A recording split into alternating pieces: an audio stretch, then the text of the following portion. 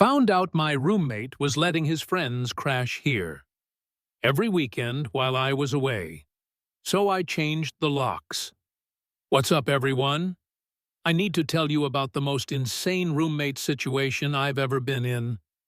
This story is about how I discovered my roommate was basically running an unauthorized Airbnb out of our apartment every time I left town, and how I had to take drastic measures to stop it. My name is Alex, and this is the story of how I learned that some people will take advantage of your trust in the most creative and infuriating ways possible. The background. Let me set the scene for you. I'm 28, work in software development, and I live in Austin, Texas. About 8 months ago, I needed a new roommate after my previous one moved in with his girlfriend. I found Jake through a mutual friend. He's 25, works as a bartender, and seemed like a pretty chill guy when we first met. Our apartment is a decent 2-bedroom place in East Austin. Nothing fancy, but it's got good space, a nice living room, and the rent is reasonable at $1,800 a month split between us. We each pay $900 plus half the utilities, which in Austin is actually a pretty good deal. Jake seemed perfect at first. He was clean, paid his bills on time, and we got along well. He worked nights mostly, so our schedules didn't clash much. I'd be getting ready for work when he was getting home, and I'd be winding down in the evening when he was heading out to his shift. The only thing that seemed a bit off was how social he was. This guy knew everyone. And I mean everyone. Every time we'd go out, he'd run into at least 5 people he knew. He was always getting invited to parties, events, gatherings. It was actually kind of impressive how connected he was in the Austin social scene. My travel schedule. Here's where this story gets relevant. I travel for work pretty frequently. My company sends me to conferences, client meetings, and training sessions, usually about twice a month. Sometimes it's just overnight trips, but often I'm gone for entire weekends or even longer. I'd always tell Jake when I was going to be out of town, partly to be courteous and partly for security reasons. So someone would know the apartment wasn't empty and could keep an eye on things. Jake always seemed totally cool about it. "No worries, man. Have a safe trip," he'd say. "I'll make sure everything's good here." I thought I was lucky to have such a reliable roommate who I could trust with the place when I was away. Boy, was I wrong. The first signs. The first hint that something wasn't right came about 3 months into living together. I came back from a weekend business trip to Dallas, and something felt off about the apartment. It was clean, maybe too clean.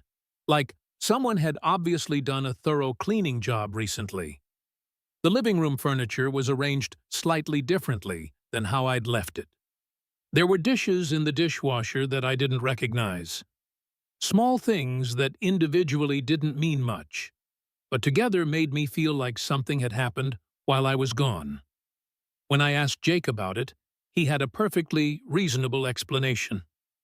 "Oh, I had a couple friends over Saturday night. We watched the game and had a few beers.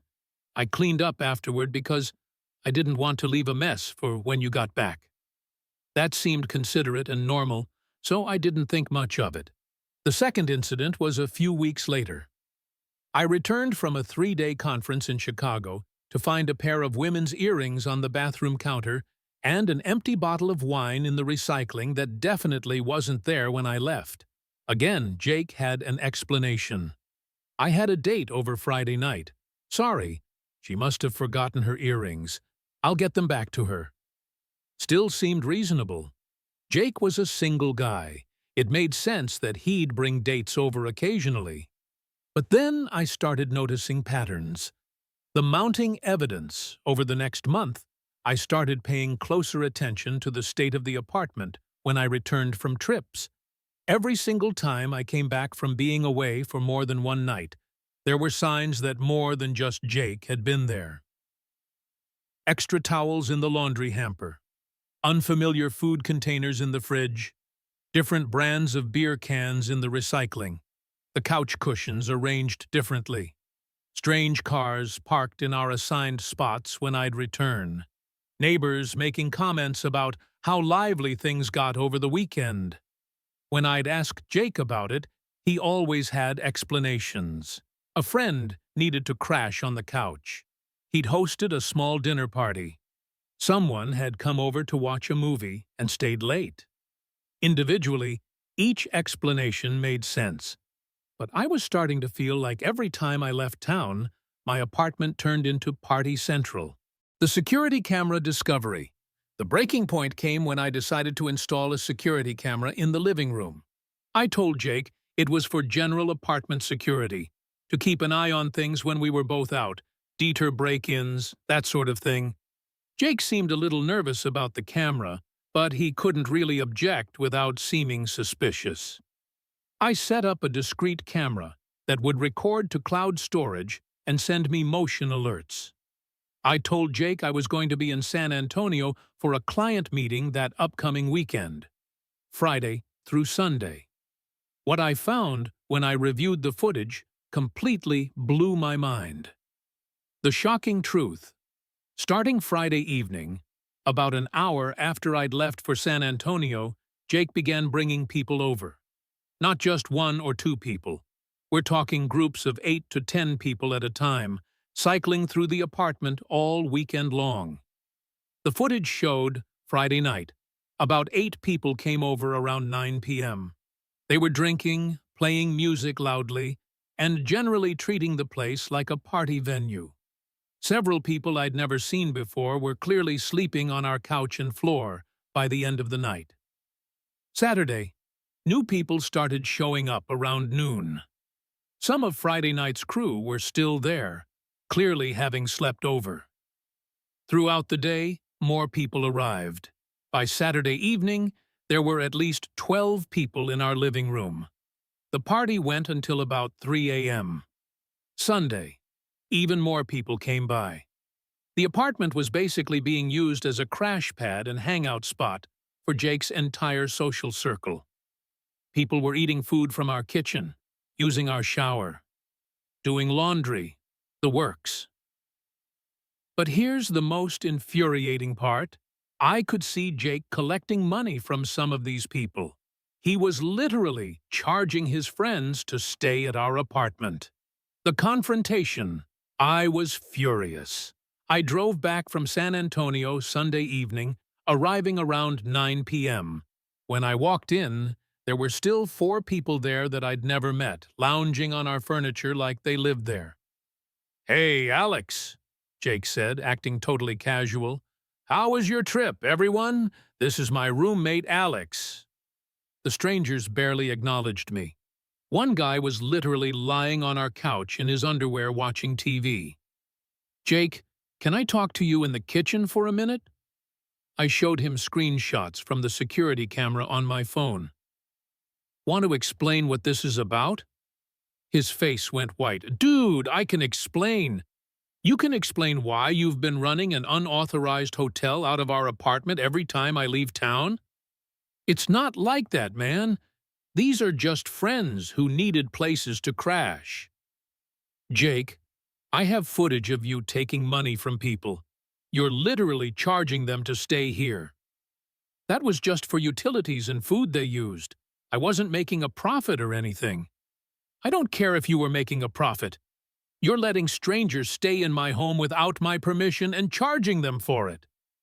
The people in the living room could obviously hear us arguing, which made the whole situation even more awkward and infuriating. The scope of the problem. After that initial confrontation, I started digging deeper into what had been happening. The full scope of Jake's operation was staggering. I talked to our neighbors, and they filled me in on things I'd missed. Apparently, every weekend I was out of town, our apartment building became Party Central. Loud music, people coming and going at all hours, strangers smoking on the balcony, cars taking up visitor parking spots. Mrs. Chen from next door had been wanting to complain, but didn't know how to reach me, since I was always gone when it happened. "I thought you knew about the parties," she said. I was starting to consider moving because of the noise. I checked our utility bills and found that our electricity and water usage had spiked significantly over the past few months. Jake's guests were literally costing me money in utilities, but the worst part was when I discovered what else had been happening. Some of Jake's friends had apparently been going through my personal belongings. I found evidence that people had been in my bedroom, items moved around, my laptop had been used, the browser history was full of sites I'd never visited, and I was pretty sure some of my clothes were missing. The ultimatum.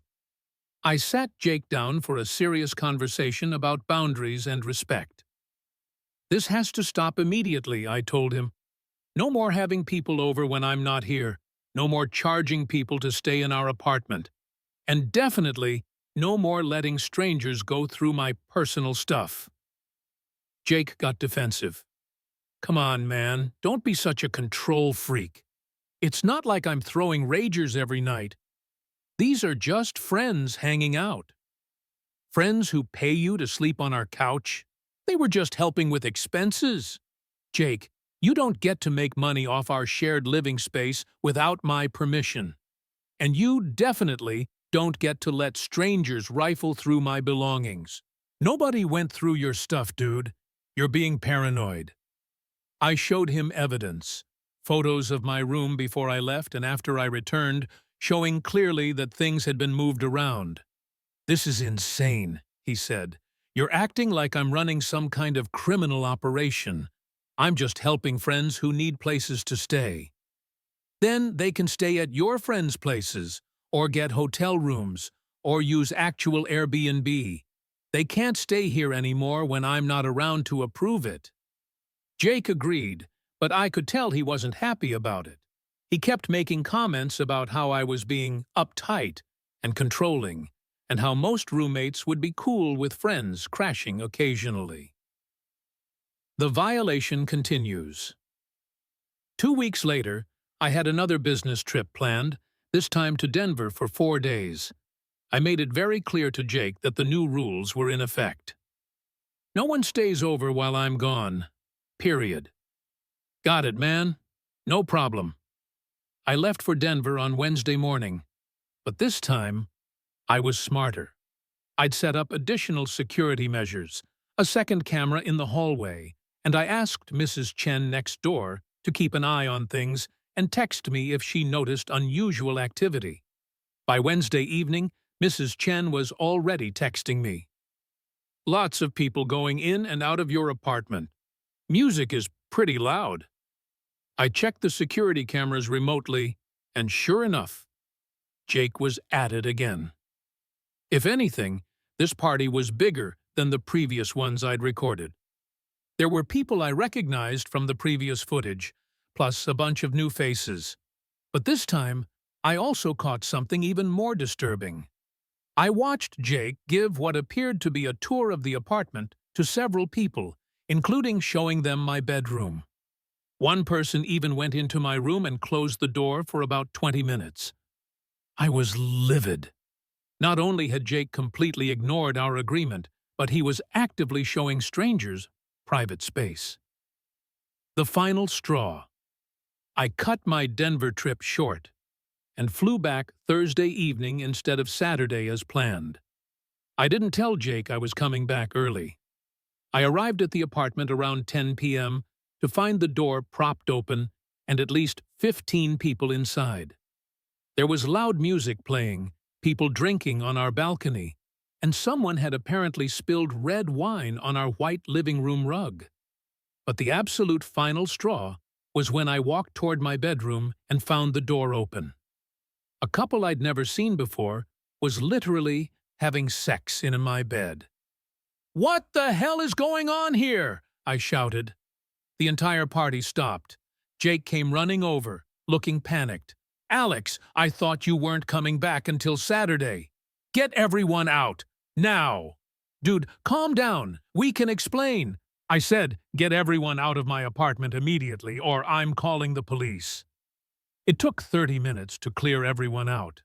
The couple in my bedroom had the audacity to act annoyed that I'd interrupted them. Jake kept trying to downplay what was happening, acting like I was overreacting to a small gathering. After everyone left, I surveyed the damage. Red wine stain on the rug, cigarette burns on the balcony railing, my bedroom sheets ruined, food and bottles everywhere, and what appeared to be vomit in the bathroom. The nuclear option. That night, I made a decision. Jake had proven that he couldn't be trusted, that he had no respect for me or our shared living space, and that he would continue violating our agreement the moment I left town. So I decided to take matters into my own hands. The next morning, while Jake was at work, I called a locksmith and had all the locks changed. I didn't change Jake's bedroom door lock, just the main apartment entry and my own bedroom door.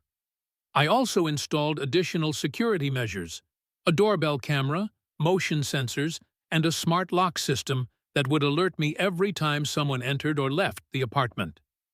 When Jake came home from work that afternoon, his key didn't work. He called me, furious. "Dude, what the hell? I can't get into the apartment." "We need to have a conversation about your behavior and what the new rules are going to be. You can't just change the locks without telling me. I live there too.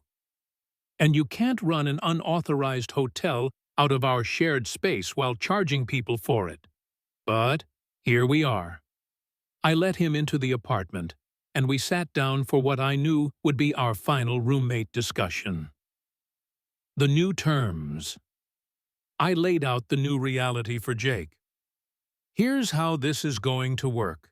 You can continue living here, but you no longer have unlimited access to bring people over when I'm not here. If you want to have friends over while I'm traveling, you need to ask permission first and get my approval for specific people. That's insane. You can't control who I have over. I'm not controlling who you have over when I'm here. But when I'm traveling, my bedroom and personal belongings need to be secure, and I need to know that our shared spaces aren't being used as a party venue or crash pad for strangers.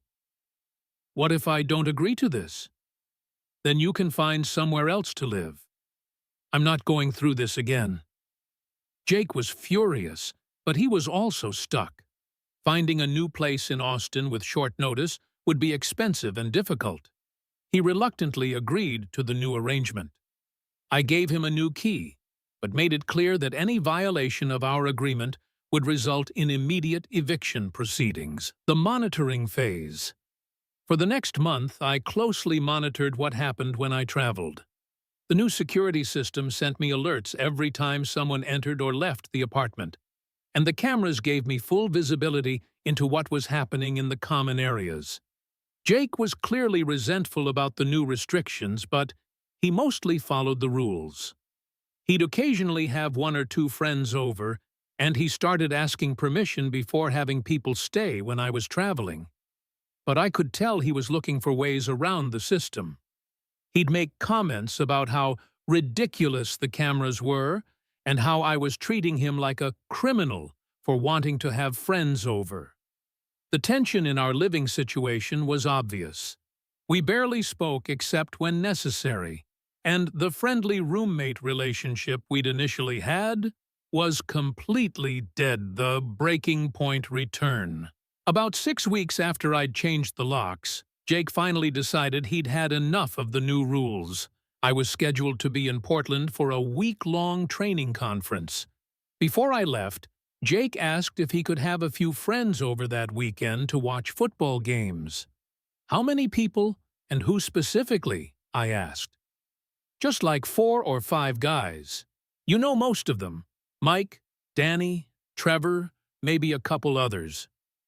I recognized those names as people who'd been at the previous unauthorized parties, but they seemed relatively harmless compared to some of the strangers who'd been crashing before. "Okay, but they can't stay overnight. and no one else gets invited. Deal. I left for Portland on Monday. By Wednesday, the security alerts were going crazy.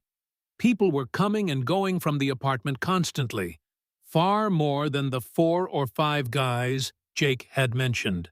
When I checked the cameras remotely, I saw that Jake had thrown a massive party. There were at least 20 people in our living room, loud music, drinking games, the works. And once again, people were clearly planning to sleep over. I could see sleeping bags and pillows being brought in. But this time, Jake had gotten clever. He'd covered the main security camera with a towel, thinking that would prevent me from seeing what was happening. What he didn't realize was that I had multiple cameras, including the doorbell cam that showed everyone coming and going, and a motion sensor system that tracked how many people were in the apartment. The final confrontation. I was done. I'd given Jake multiple chances, clear boundaries, and reasonable accommodations. He'd violated every agreement we'd made. I flew back from Portland 2 days early, arriving Wednesday evening around 11 p.m. The scene I walked into was even worse than before. There were people I'd never seen, clearly intoxicated, sprawled all over our furniture. Someone had apparently tried to cook something and left a mess in the kitchen. Our bathroom was disgusting, and I could smell cigarette smoke, which was absolutely prohibited in our lease agreement. But the worst part was when I went to check my bedroom. Even though I'd changed the lock, someone had apparently figured out how to get in. The door was slightly ajar, and when I pushed it open, I found 2 people going through my personal belongings. My dresser drawers were open, my closet had been rifled through, and my laptop was sitting open on my desk. "Everybody out!" I yelled at the top of my lungs. "Get out of my apartment right now!" Jake came stumbling over, clearly drunk. "Alex, what are you doing here, man?" "I live here, Jake. The question is, what all these strangers are doing in my home, going through my personal property." "Nobody's going through your stuff, dude. Chill out." I pointed to my bedroom where the 2 people were still standing among my scattered belongings, looking guilty as hell. "Then explain that." The eviction. That was the final straw. I gave everyone 30 minutes to get out of the apartment. Then I sat Jake down for our last conversation as roommates. "You're moving out," I told him. "I'll give you 30 days to find a new place, but this living arrangement is over." "You can't evict me. I'm on the lease." "Actually, I can. You've been violating the lease agreement by having unauthorized overnight guests, smoking in the apartment, and allowing people to go through my personal property. I have all of it documented on camera." I showed him footage from the security cameras over the past several months. Parties with dozens of people, smoking, people sleeping over without permission, evidence of people going through both of our belongings. Any one of these incidents could get us both evicted from the building. All of them together are grounds for me to have you removed from the lease. Jake tried to argue, but he knew he was caught. The evidence was overwhelming, and he'd repeatedly violated both our roommate agreements and the building's lease terms. "I'll give you until the end of the month to find somewhere else to live. Until then, the new security measures stay in place, and you get no more chances." The resolution. Jake moved out 3 weeks later. He was bitter about it, posting on social media about how I was a controlling psycho who couldn't handle having a social roommate.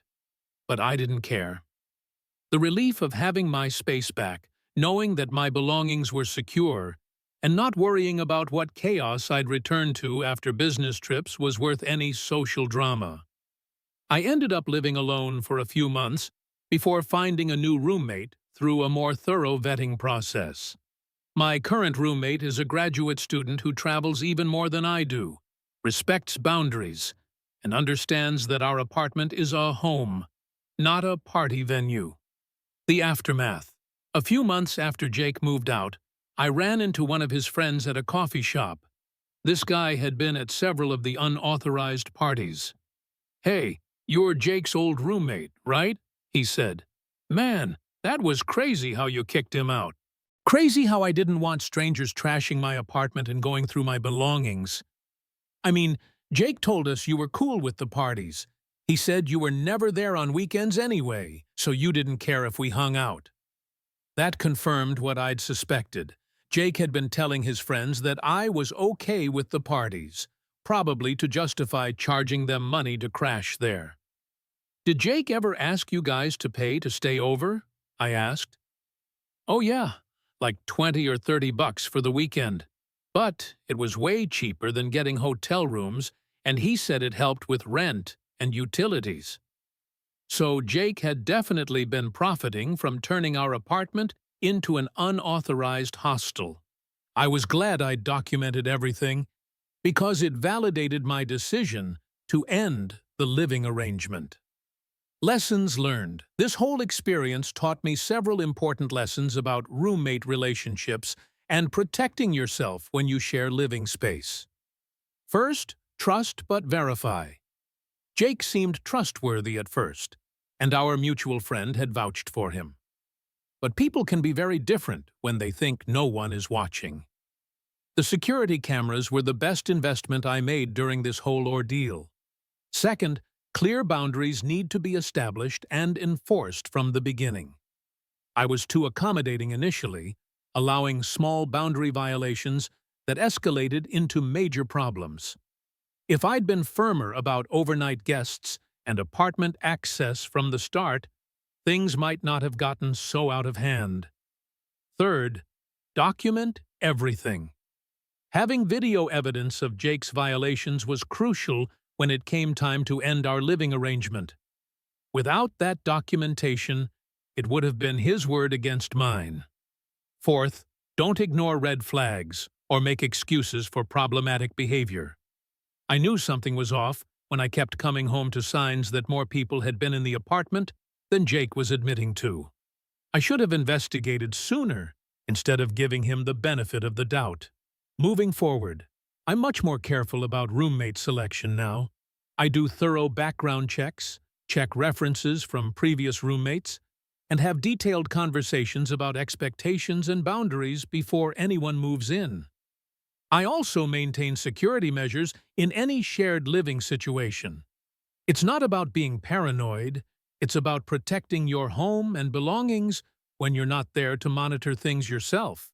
As for Jake, last I heard, he was having similar issues with his new living situation. Apparently, his pattern of boundary violations and taking advantage of roommates' trust wasn't limited to our apartment. Some people never learn. Final thoughts. Sharing living space with someone requires mutual respect and trust. When that breaks down, especially when someone is actively deceiving you and profiting from your shared space without permission, you have every right to protect yourself and your home. I don't regret changing the locks or ultimately evicting Jake. He had multiple opportunities to respect our agreements and chose to violate them instead. The security of my home and belongings was worth more than maintaining a fake friendship with someone who was taking advantage of me. If you're in a similar situation with a roommate who's crossing boundaries, document everything, set clear expectations, and don't be afraid to take decisive action if they continue violating your trust. Your peace of mind and security in your own home is worth more than avoiding confrontation. Thanks for listening to my story. I hope it helps someone else recognize the warning signs of a problematic roommate situation and gives them the confidence to protect themselves when necessary.